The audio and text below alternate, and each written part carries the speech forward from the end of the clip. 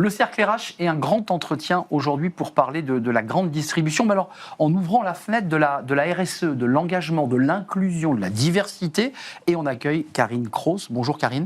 Bonjour Arnaud. Très heureux de vous accueillir, directrice exécutive de l'engagement chez Carrefour, une enseigne patrimoniale. Merci d'avoir répondu à notre invitation. On s'intéressera à vous d'abord pour savoir votre parcours, la manière dont vous êtes arrivé chez Carrefour. Et puis je suis accompagné évidemment dans chacune de mes émissions par Caroline de Senneville, journaliste, décideur RH. Bonjour Caroline, c'est un vrai plaisir de partager cette émission avec vous. D'abord Karine, un tout petit mot, parce que quand on commence à travailler indépendamment de Carrefour sur vous, on se dit tiens, elle a fait Sciences Po, elle a fait l'ENA, elle est passée par les cabinets, elle a fait d'autres choses, et vous n'aviez pas le profil, je dirais, parfaitement calibré pour rentrer au COMEX de Carrefour. Comment ça s'est passé? Racontez-nous. Qu'est-ce qui vous a attiré là? Je pense que c'est l'envie d'être utile, d'avoir de l'impact. Moi, j'ai passé l'ENA donc, quand j'étais plus jeune, parce que je voulais avoir de l'impact, parce que pour moi, la fonction publique, c'est une manière de changer le monde, et j'en reste convaincue. J'ai travaillé une dizaine d'années à Bercy, où on fait plein de choses magnifiques.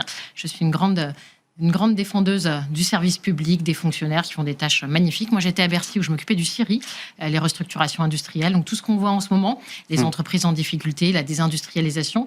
Et là, l'État a un vrai rôle à jouer parce que l'État aide les entreprises qui parfois ont des difficultés avec leurs banques, avec des parties prenantes, à faire un peu le go-between entre tout le monde et à sauver des emplois. Donc voilà, il y avait beaucoup d'utilité et j'étais très heureuse pendant une dizaine d'années à Bercy. Avec Bruno Le Maire, j'imagine? Non. Moi, à l'époque, c'était Christine Lagarde, qui était ministre de l'économie, et Christian Estrosi, pour qui j'ai une vraie passion, qui était un homme très investi en tant que ministre de l'Industrie. À l'époque. De l'Industrie, qui a sauvé énormément d'entreprises avec beaucoup d'ambition, d'énergie, de dynamisme. Et Éric Besson, après, qui a également sauvé beaucoup d'entreprises. Exact. Et donc, voilà, je pense que l'État a un vrai rôle à jouer.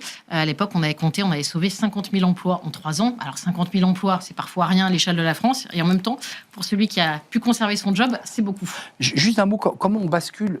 J'ai lu des interviews, Alexandre Bompard dit mais je souhaitais qu'elle soit avec nous, comme s'il souhaitait aussi mettre du sang neuf, régénérer, apporter une autre image, une autre manière de s'exprimer. Il y avait ça aussi chez Alexandre Bompard, le fait de vous choisir pour diriger l'engagement? C'est possible. Alors après Bercy, moi je suis passée par Veolia, où j'ai passé 10 ans. Là encore, ce sont des métiers qui ont du sens. C'est l'eau, les déchets, l'énergie.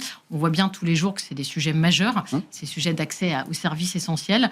J'ai passé 10 ans là-bas et après j'ai été recrutée par Alexandre, qui en effet, je pense, aime bien avoir une équipe autour de lui très diversifiée, avec des profils complémentaires. Et je pense que ça a énormément de sens d'avoir des gens qui sont des grands connaisseurs du retail, qui ont fait ça toute leur vie, et puis d'autres qui arrivent parfois de l'extérieur avec des visions complémentaires. Donc je pense que ça fait partie des critères de son choix. Caroline, on voulait démarrer avec vous, chère Karine, sur un sujet qui semble être un pilier. D'abord, Carrefour, c'est l'alimentation, pas que ça, mais c'est quand même l'alimentation. Et quand on prépare l'émission avec Caroline, on découvre que c'est un des piliers que vous avez baptisé la transition alimentaire.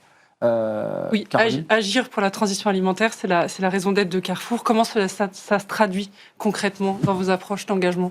Alors, comment ça se traduit concrètement? Ça, c'est vraiment Alexandre Bompard qui était visionnaire, puisqu'il a lancé ça en 2018. Donc, c'était quand même il y a 8 ans. Je pense que désormais, tout le monde fait un peu de la transition alimentaire. Tous nos concurrents le font aussi. Mais en 2018, c'était assez novateur, l'idée de dire qu'il faut que l'alimentation soit saine, quelque part durable pour le climat et à prix accessible. Et ça, c'était vraiment assez visionnaire en 2018.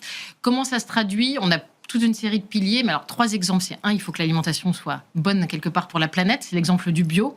Carrefour a toujours été leader sur le bio. On a pris le virage du bio avant les autres, parce que c'était une grande attente de nos clients. On a été leader sur le plastique, par exemple. La réduction des emballages plastiques, évidemment, ça contribue à préserver la planète.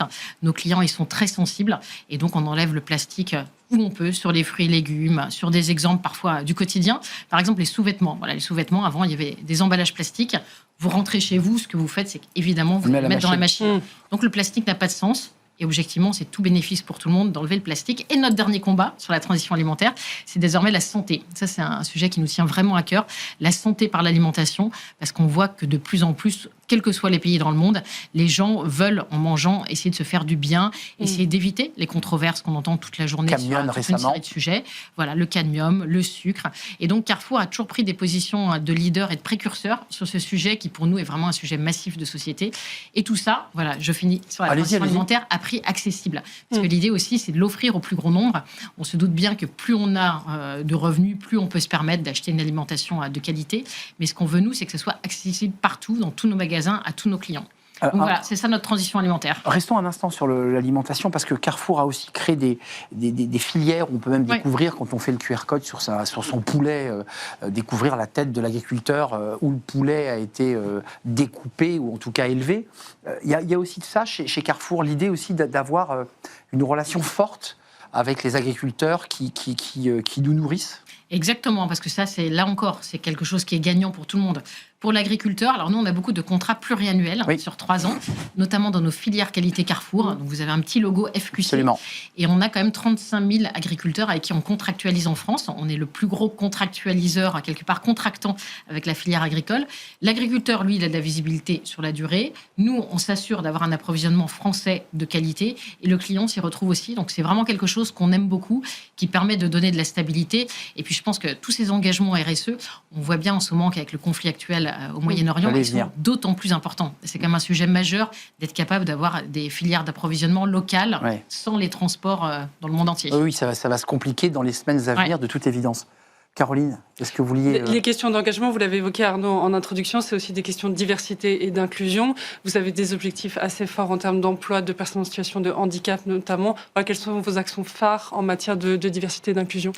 Alors, je pense qu'on a 2 sujets qui nous animent beaucoup. Le premier, c'est le handicap, parce qu'il y a quand même une personne sur 8 en France qui est en situation de handicap. Oui. Et je pense qu'on connaît tous dans notre famille et dans notre entourage quelqu'un en situation de handicap. Visible ou invisible. Visible ou invisible, voilà. Et donc, on a pris 2 engagements. Le premier, c'est de recruter massivement des personnes en situation de handicap, d'arriver à 15 000 collaborateurs fin 2026.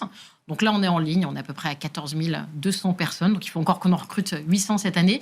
Et ça, je pense que c'est vraiment quelque chose qui change la donne, de recruter des personnes en situation de handicap chez Carrefour et puis après de faire en sorte qu'elles soient bien dans leur travail. Et puis l'autre sujet, c'est d'avoir des magasins handi-accessibles. Oui. On déploie des innovations. Alors après, on baisse le niveau sonore, par exemple. Ça, c'est les heures silencieuses. On s'est rendu compte, ça vient d'un patron de magasin en Argentine qui avait un enfant autiste et qui s'est rendu compte que son fils ne pouvait pas aller faire les courses parce qu'il y a pas mal de lumière, pas mal de son, et donc on baisse. Ça s'appelle les heures silencieuses. Entre midi et 2, c'est ça? Alors on déploie selon les magasins, plutôt dans les heures creuses, pour être honnête, parce que sinon ça fait un peu bizarre pour les clients. Mais donc pendant les heures creuses, et généralement c'est jusqu'à 4 heures par magasin, et c'est plébiscité par tout le monde. On a beaucoup de personnes âgées aussi qui nous disent que c'est plus calme. Moi aussi, la première, tout le monde aime bien. Ça fait du bien à tout le monde. Karine Cross, c'est intéressant ce que vous évoquez, ces sujets-là qui sont des... Quand on parle grande distribution, c'était encore il y a quelques semaines, il y avait la guerre des prix, il y avait ces tensions entre les centrales d'achat et les industriels. Enfin, ça fait l'actualité économique. Comment vous prenez votre place, vous, dans un COMEX où, globalement, l'enjeu, il est business. Il faut que Carrefour dégage de la valeur. Il faut qu'il puisse aussi générer de la valeur. Comment vous prenez votre place dans ces sujets-là ? Je pense qu'il faut qu'à chaque fois qu'on lance une initiative RSE, on ne fait pas ça par conviction, parce qu'il y a des gens qui ont des convictions sur le climat, sur la biodiversité, mais ce n'est pas le rôle de l'entreprise. Il faut montrer qu'il y a une valeur marchande, sonnante et trébuchante, et donc à chaque fois, on montre qu'il y a de la valeur. Donc un ROI. Oui, exactement. L'exemple parfait, je pense, c'est le végétal. Donc le végétal, c'est les alternatives végétales. Ouais. C'est remplacer des protéines carnées par des protéines végétales. On l'a lancé pour des raisons RSE, parce que quand vous mangez une assiette de pois chiches, évidemment, ça met moins de CO2 qu'un steak de viande rouge. Mais on se rend compte, évidemment, qu'il y a une appétence majeure de nos clients. On l'a fait aussi pour de bonnes raisons. On a fait 75% de chiffre d'affaires en plus en 3 ans sur les alternatives végétales. On a des familles qui viennent chez nous, parce que voilà, quand on a des enfants, on a de plus en plus d'enfants qui deviennent flexitariens, végétariens. C'est vrai. Si vous savez que chez Carrefour, ce qui est le cas, on a 1500 références sur le végétal, que vous avez plus de choix qu'ailleurs, et ben vous viendrez chez Carrefour faire vos courses pour toute la famille. Et donc, à chaque fois, on essaye de traduire une conviction RSE en un engagement business sonnant et trébuchant. Et je pense que c'est comme ça qu'on embarque l'entreprise. Oui, donc c'est de la RSE, de l'engagement connecté au business. C'est ça aussi qui est intéressant dans votre fonction. Connecté au business, et on agit beaucoup sur l'offre. Dans nos nouveaux sujets de santé, on voit bien, par exemple, l'ultra-protéiné, le skir, les yaourts enrichis en protéines, ça marche très, très bien. Les jambons sans nitrite, qui est un autre sujet qui est notre passion chez Carrefour. Je pense que les skis ont été pointés du doigt il n'y a pas très longtemps. Ils ont été pointés du doigt. Avec des produits ultra transformés, par ailleurs. Ultra transformés. Mais c'est un segment qui fonctionne bien. Et donc, quand on le fait pour des raisons RSE aussi, d'avoir plus de protéines en rayon, on a aussi des clients qui l'achètent. Les jambons sans nitrite, c'est la même chose. Ça cartonne. Et donc, à chaque fois, on essaye de le... Et notre dernier sujet, c'est de nous greffer, en effet, dans ces discussions avec les grands industriels. Bah oui. Voilà, quand on parle On a lancé des nouveaux contrats RSE conjoints, par exemple avec Coca-Cola. Voilà, Coca-Cola, on a des discussions dures, évidemment, avec eux, pour de négociation commerciale. De négociation commerciale, c'est l'équipe achat qui fait ça. Et nous, côté RSE, on essaye de trouver un sujet d'intérêt commun. Vous leur dites quoi? Mettez moins de sucre? Alors, la formule magique? on a trouvé le Nature Pack, c'est-à-dire que quand vous achetez un pack de 6 bouteilles de Coca-Cola, 6 fois 1,5 litre, donc ça fait quand même 9 kilos, jusqu'à maintenant, vous aviez un blister en plastique énorme, absolument. plus la poignée, ça vous fait beaucoup de plastique qui ne sert à rien. Et donc, Coca-Cola a développé en exclusivité pour Carrefour une glue magique. Et donc, vos bouteilles sont tenues par une glue, vous n'avez plus de plastique. Donc ça vous enlève tout le plastique. Et puis quand vous arrivez chez vous, vous faites comme ça, c'est comme un aimant. Et ça se casse pas la figure sur le chemin quand on est... Et ça, c'est un accord conjoint. On a signé un accord contractuel, revu par des juristes. Eux, ils ont l'innovation et nous, on la teste en magasin, parce qu'il faut quand même la tester en magasin. Ça demande un peu de temps, ça demande... Et donc voilà, on signe plein d'accords comme ça. On a fait avec L'Oréal, on s'engage à avoir 20% du rayon sous forme de recharge pour les shampoings et les gels douche. Donc là encore, c'est l'innovation de L'Oréal, mais nous, on fait l'effort de le pousser en magasin. Alors qu'au début... Et c'est vous qui le dynamisez par ailleurs, c'est vous qui sollicitez les industriels. Exactement. Ça, c'est intéressant. Voilà. Et donc ça, on en signe de plus en plus, et là encore, c'est un sujet très business. Les collaborateurs, parce que c'est intéressant, l'engagement, c'est aussi les collaborateurs. Oui. Vous l'avez évoqué sur l'enjeu des conditions de travail, la grande distribution n'échappe pas aux problématiques d'absentéisme, il y a beaucoup de troubles musculo-squelettiques, avec notamment les femmes qui sont majoritairement hôtesses de caisse. Voilà, quelle est votre approche pour accompagner au mieux ces collaborateurs et limiter les souffrances physiques ou psychologiques d'ailleurs? Alors à chaque fois, on essaye de sonder en interne. On a quand même pas mal de voies de remontée d'informations, ce qui serait le plus utile pour nos collaborateurs.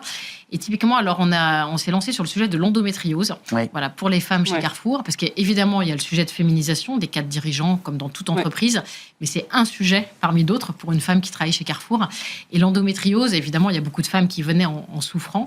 Donc on a lancé une initiative où une femme qui souffre d'endométriose lourde a 1 jour de congé par mois, payé par Carrefour, donc ça fait quand même 12 jours par an. Dans la grande distribution, c'est pas rien d'avoir 12 jours, pour que le jour où elle souffre, elle reste chez elle, plutôt que soit d'aller au travail en se tordant de douleur, soit de ne pas venir. Donc elle prévient son manager. Elle le prévient. Et tant qu'elle a une reconnaissance de sa maladie, elle peut avoir 12 jours de congé en plus. Et ça, c'est une vraie source de bien-être au travail. Parce qu'en effet, on parle assez peu de ce sujet de la santé des femmes. Mais donc, nous, on s'est beaucoup investi sur le sujet de la santé des femmes. On a beaucoup de femmes chez Carrefour, plus de femmes que d'hommes. On est à 52%, 48%. Et on s'est dit, qu'est-ce qui leur ferait vraiment du bien au quotidien? Et voilà, c'est comme ça qu'on a lancé ce sujet-là. Un mot sur les collaborateurs et collaboratrices. On est à cheval dans l'engagement sur les enjeux RH. Forcément, vous avez des échanges avec les RH. Comment on fait pour garder des collaborateurs, les maintenir en poste? Parce que tout secteur est sous tension de recrutement, tout secteur a des difficultés et peine à recruter. C'est aussi la politique d'engagement. Comment on fait pour retenir ces collaborateurs? On leur parle des enjeux de prévention en santé mentale, on les aide sur des sujets de leur vie quotidienne. Comment on fait? Je pense que c'est tous ces sujets-là qui font un peu le supplément d'âme, qui font que les gens restent. Alors pas tous, parce que comme tout le monde, on a du turnover. Mais en effet, des sujets comme l'endométriose, ça marche beaucoup aussi sur les jeunes générations. On s'est rendu compte que Carrefour faisait partie des entreprises préférées chez les jeunes diplômés, parce qu'en effet, il y a ce sujet, la transition alimentaire, qui donne du sens. Et donc à chaque fois, on fait toutes ces politiques pour l'externe, pour nos clients, pour nos actionnaires, nos investisseurs qui le demandent, mais aussi beaucoup pour l'interne. Ça plaît beaucoup. Alors, ça n'empêchera pas qu'il y a des gens qui changent tous les jours, ce qui est tout à fait normal. Mais je pense que ça donne un petit supplément d'âme où souvent, quand on lance des initiatives en interne, notamment sur les sujets de diversité et inclusion, ça plaît beaucoup en interne aux personnes concernées. Et ça, on essaye à chaque fois d'avancer sur un certain nombre de sujets qui ne sont pas toujours coûteux pour l'entreprise, mais qui sont une forme de reconnaissance de l'identité de chacun. On les écoute. On les écoute. On essaie de faire la chose qui nous semble le plus pertinent. On parlait de handicap invisible. C'est un vrai sujet de société. Bien sûr. Et la reconnaissance. Et la reconnaissance. Qui est un autre sujet. Et donc ça, on en parle beaucoup. Par exemple, au mois de juin, on lance un mois sur la sclérose en plaques. C'est une maladie qui est très peu connue. Mais voilà, au mois de juin, ça sera la sclérose en plaques, parce que les gens qui en ont une, ça ne se voit pas toujours au début, n'osent pas en parler. Et donc, à chaque fois, on essaye de faire progresser un certain nombre de sujets. Avant de nous quitter, je sais qu'on sort de votre champ lié à l'engagement, mais c'est aussi une réflexion qui doit traverser tout un comex d'une entreprise aussi importante que celle qu'est Carrefour. L'avenir des hypermarchés. Parce que c'est un grand sujet qui est posé, c'est la manière dont ces mastodontes de la consommation sont parfois remis en question par les consommateurs. Et ça aussi, ça a trait à l'engagement, à l'écologie, au bilan carbone sur lequel vous faites beaucoup d'efforts. Comment vous regardez ce sujet-là ? Alors nous, notre PDG l'a dit plusieurs fois, il est convaincu de l'avenir de l'hypermarché. Nous en sommes tous convaincus. Je l'ai entendu aussi. Exactement. Quand on va dans un hypermarché, je pense qu'on le voit. Il y a toute une série de choses quand même qui font une forme de commerce vraiment qui plaît aux gens. Il y a la largeur d'offres. Quand vous vivez dans Paris, voilà, vous avez généralement des surfaces qui sont plus petites. Dans un hypermarché, vous avez une largeur d'offre qui plaît à nos clients. Vous avez le prix le plus bas. Et vous avez aussi des hypermarchés où on fait attention désormais justement à la consommation d'énergie. Ils ont quasiment tous des bornes de recharge électrique, des panneaux photovoltaïques. Et nous, on est convaincus de l'avenir de l'hypermarché. Et c'est vrai qu'il y a quand même à condition de savoir l'animer. Et donc, on fait aussi de plus en plus d'animations en magasin. On le réinvente à l'intérieur. Il faut le réinventer. C'est ça. Mais le format en lui-même est un format d'avenir. On en est vraiment convaincus. Donc, on réécrit, l'histoire qu'on va vivre à l'intérieur. Exactement. J'ai vu qu'il y avait des corners qui se resserraient. On a de plus en plus de espaces. corners. Maintenant, vous avez par exemple des corners de sushi dans tous nos hypermarchés. Vous avez toute une série de corners d'animation avec des marques, souvent des marques engagées. Ça aussi, on a beaucoup de marques engagées qu'on met en magasin. Et je pense qu'il y a cette forme de vie, malgré tout, de proximité qui plaît beaucoup à nos clients. Caroline, peut-être un dernier mot. Peut-être revenir un petit peu sur la formation des collaborateurs aux enjeux RSE. Vous avez beaucoup évoqué la mise en avant du bio, de produits de consommation responsable. Voilà, quelles sont vos approches, notamment pour les équipes en magasin sur ces Alors, on sujets? fait beaucoup de formations. On a fait beaucoup de formations qu'on essaye de faire les plus pratico-pratiques possibles. On a à la fois un dispositif où on a tous nos collaborateurs qui ont un bonus sont incentivés sur la RSE, donc ça c'est un moyen de faire bouger les lignes. Exactement. C'est ça. Voilà. Quand vous avez un bonus, vous avez une partie de votre rémunération avec la RSE, avec 16 indicateurs qui vont du handicap, évidemment, des sujets diversité et inclusion, la part du bio, la pêche durable, donc toute une série d'indicateurs et puis beaucoup de formations, mais vraiment très concrètes. Parce que je pense que sur tous ces sujets de RSE, il faut à la fois être très business et en même temps très concret. Nous, c'est vraiment quelque chose qu'on déteste chez Carrefour, c'est la RSE un peu stratosphérique avec des grandes déclarations. Il faut vraiment montrer. Et je pense qu'en effet, un collaborateur conforme justement aux nouveaux modes de consommation, à la lutte contre au le PFT, gaspillage. à la lutte contre le gaspillage, tout le monde est ravi parce que voilà, on se dit que on fait mieux son travail à la fin de la journée. Il nous reste un peu moins d'une minute. La situation internationale, vous l'avez évoquée en expliquant qu'il fallait évidemment aller se sourcer au plus près avec des agriculteurs, des maraîchers. Elle vous inquiète, vous, le COMEX? Je pense qu'on est relativement, peut-être, j'allais dire, moins exposé que d'autres, je ne sais pas. En tout cas, sur ma partie à moi, j'allais dire qu'il y a la partie un peu RSE. Ouais. On a beaucoup, il y a une opportunité peut-être de votre exactement, côté. on a beaucoup d'achats d'électricité verte, par exemple. Ouais. Nous, maintenant, c'est 25% de la consommation de Carrefour. On l'a fait pour de bonnes raisons environnementales. Eh bien, on est bien content maintenant d'avoir de l'énergie verte. Carrefour Brésil, par exemple, a signé la semaine dernière le plus gros contrat d'approvisionnement en énergie solaire de tout le Brésil. Personne n'avait signé ça avant. On le fait pour de bonnes raisons. Pour Donc approvisionner que par le soleil. Que par le soleil. Et au Brésil, évidemment, c'est assez facile. Malgré tout, c'est quand même 25% de la consommation de Carrefour Brésil. Et ça les prémunit contre l'augmentation du prix de l'électricité, du prix du gaz. Donc évidemment, il y a toute une série d'impacts négatifs de la crise actuelle. Mais sur les sujets RSE, je pense qu'on se rend compte d'autant plus de l'utilité de pousser. C'est d'ailleurs ce que disent en ce moment tous les gens un peu spécialistes de ces sujets de transition énergétique. Oui, avec la problématique des transports routiers quand même qui viennent livrer les établissements. Exactement. Ce sujet-là, il est posé. Caroline, est-ce que vous voulez rajouter un dernier mot? Bon, on va saluer Karine Cross de nous avoir rendu visite. Merci d'avoir pris le temps de nous éclairer sur votre mission. Vous avez trouvé du sens, ça y est, vous avez trouvé le sens, puis vous évoquiez le sens. Ah oui. Vous y êtes, vous êtes bien? Pleinement épanouie. Très heureuse. Merci Karine Cross de nous avoir rendu visite, directrice exécutive de l'engagement au sein du groupe Carrefour. C'était un vrai plaisir de vous accueillir. Merci à vous, Caroline, d'avoir partagé cette émission. Comme d'habitude, merci aux équipes qui étaient derrière dans l'ombre. Nicolas Juchat, évidemment. Merci à notre ami ingénieur du son et merci à notre ami réalisateur Mani Pezek. Je vous dis à très bientôt pour une prochaine émission. Bye bye.